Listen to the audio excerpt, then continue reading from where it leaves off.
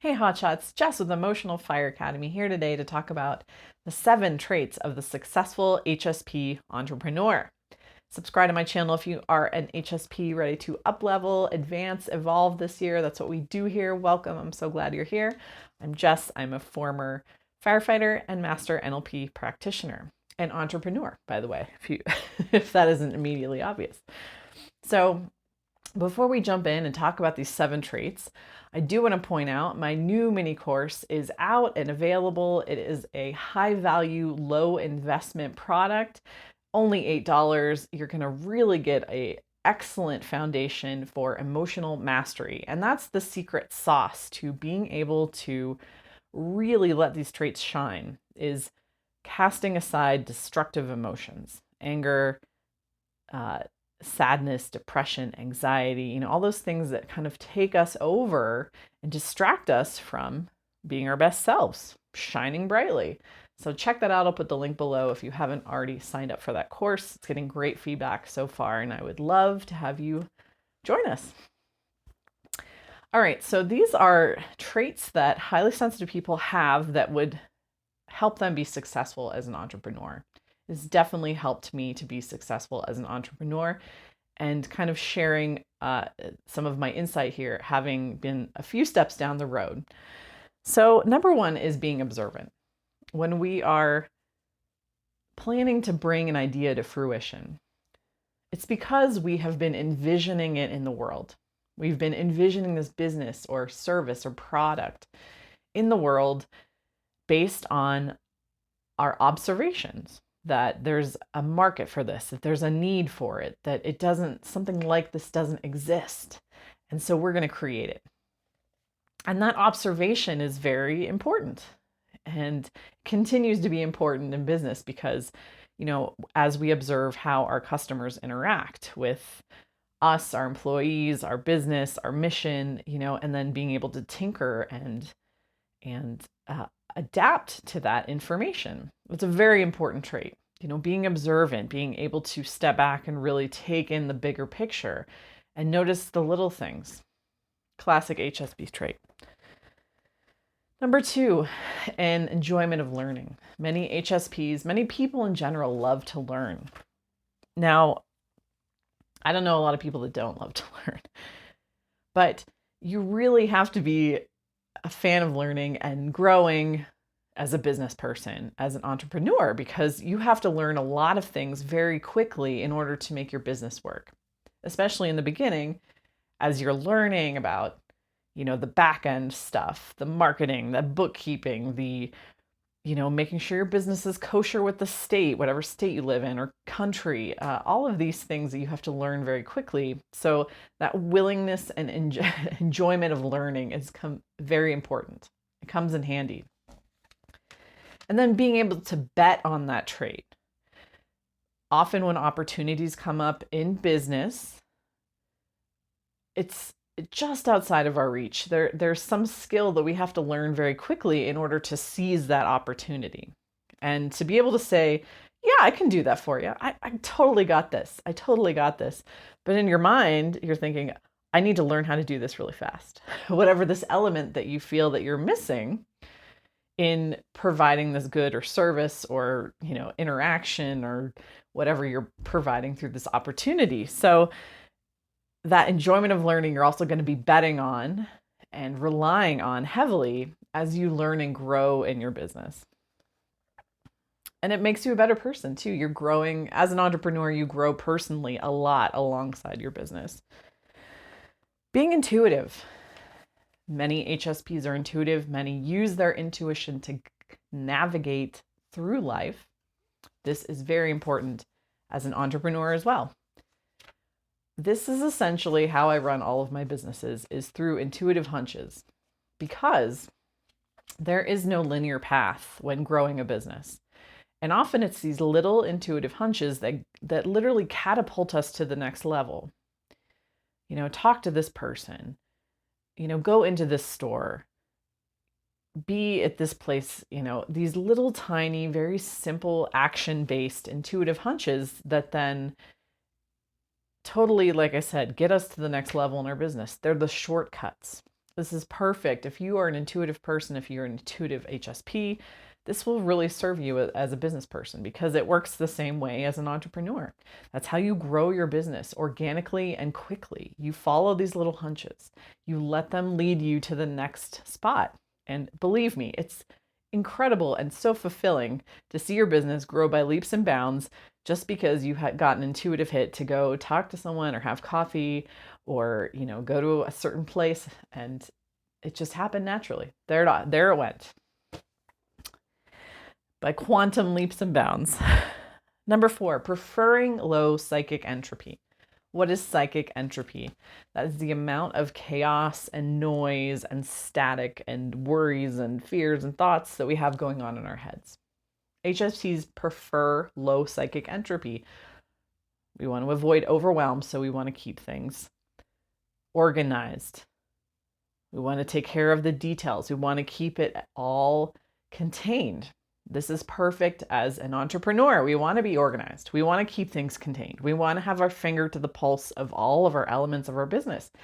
And as HSPs, we naturally do that. We naturally kind of have a handle on everything because we want to make sure everything is in the right place to keep psychic entropy low. And this is especially important with abundance and the financial part. Because often in order to keep psychic entropy low as an entrepreneur, it involves personal growth. It involves growth beyond limiting stories about your worth as a person, your financial abundance. Because these are all things that really get activated, highlighted as a business person. You're going to talk about money. You're going to have to sell yourself. You are going to have to ask for fair compensation. You're going to have to feel confident enough to handle money, bigger and bigger amounts of money in order to scale, in order to grow as a business. So in order to transcend old limiting beliefs about money, that also, by doing that keeps the psychic entropy low. Like if you can adapt and grow, you keep that psychic entropy low. You're not... Because if you go into these situations where, your money stories are activated and you're not feeling comfortable and you don't think you can do it and you're fearful and anxious, that's going to cause a lot of rumination, the mental storm, So growing, adapting, transcending is a great way as an entrepreneur to do that. And then being able to do that effortlessly, naturally, happily even, and thus be successful. That's part of being successful, because that's really is what differentiates a hobbyist from an entrepreneur is transcending those limiting financial beliefs in order to keep the psychic entropy low. Whereas, if you didn't ask for money, if you didn't, you were afraid to go make sales, if you were afraid to go talk to new people, that is keeping you in the realm of this being a hobby as opposed to a successful business. So the difference there, the subtle difference. Number 5, being authentic, being authentically ourselves. This is a classic trait of highly sensitive people that need to be authentic, that need to be transparent and honest. It's very important to us. This comes in handy because in business, there is a false belief that we have to be competitive. I, by the way, like competition, but there are a lot of HSPs who don't like competition. Competition is playing the same game. When you're playing the same game as someone else, there is competition. It's a natural byproduct of playing the same game. When we are authentic, there is no competition. We don't have to worry about other businesses that are similar to ours because we're being authentically ourselves.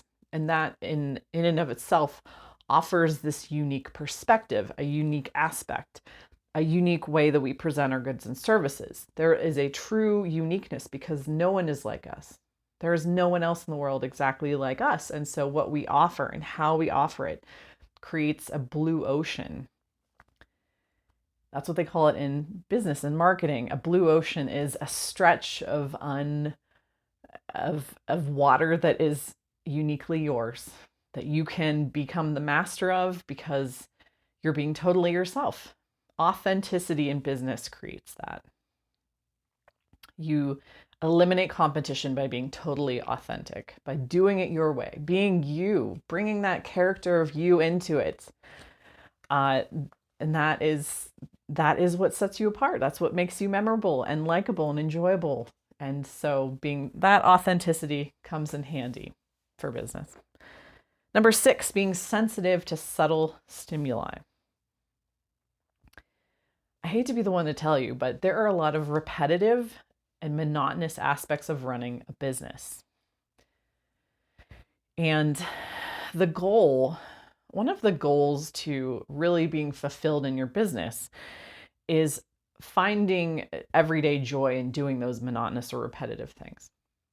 Because if we're just aiming for a destination for our business, we often miss the day-to-day pleasure of, doing the small things, doing the repetitive things, the bookkeeping, the organization, the marketing, for me, it's making YouTube videos. That's one of my repetitive tasks. So the ability to bring in that sensitivity to subtle stimuli introduces an aspect of novelty. For instance, I do the same process every time I make a YouTube video. I think about what I want to talk about. I write it down. I make the video. I upload it. I add the tags. I schedule it to be released. So in noticing this, the subtle difference for me is the topic. Like, what am I going to talk about each week? That brings an element of novelty so that I enjoy continuing to do that process, which from an outside perspective looks very monotonous. This can be the same with bookkeeping. Taking pleasure in that the monotony through noticing the novelty in the subtle difference. Like, how did things go this month financially?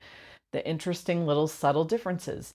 Really being able to tap into those and notice them brings an aspect of novelty to otherwise repetitive tasks that we have. And then that puts us in a flow state. That's the goal, because we want to enjoy all the aspects of our businesses. Not just when we hit $1 million for the first time or when we get our first client. We want to enjoy every day. That's why we've created our business, right? To be happier and more fulfilled by what we're doing. So tap into your ability to notice the subtle stimuli, to infuse those areas of your business with that novelty and excitement and depth and enjoyment. Finally, self-awareness and being values driven. Now, if you haven't watched my video on how to find your purpose, I recommend you check that out now. It talks about core values. And even if you haven't identified your core values, there's an actual practice that's associated with the video that I link to. But most HSPs, most people kind of know the values that they live by, what they value in life. And so wanting to live by that, wanting to be true to that, wanting to really, honor that is an HSP trait. And that is so crucial for entrepreneurship, because part of, your business is going to grow, you're going to grow, and continuing to tap into the why of why you're doing your business. What are the values of your organization, your business? What is the mission of your business? Being true to that, tapping into that is one way we continue to stay connected to the soul of our business, to the passion, to the enjoyment, to the authenticity. Again, it's kind of like authenticity from the business side, but also reminding ourselves why we're doing this, why, continuing to connect with that. And that willingness, that natural tendency to be values driven works the same in business as an HSP or non-HSP, continuing to remind yourself the why of why you created this business and why you're doing it. Because otherwise we can get jaded. It can feel, again, like a job, like just a job you're working to make money. And then we've lost the soul of it. We've lost the soul if we're not connecting to the why of why we're doing it. And then we might as well have just gotten a job somewhere else. So Let me know what you think of these. I hope this helped you. I hope this helped you to realize that being a highly sensitive person, you really have some great qualities that can help you be an entrepreneur. And listening to your heart and pursuing entrepreneurship is one of the most fulfilling things I think you can do in life. So again, if you are ready to take that leap, you want to start your business and you want to be able to let these qualities shine, check out my mini course. It will really help you. Otherwise, thank you for watching and tuning in, and leave me a comment. Let me know what you thought. Have a great day.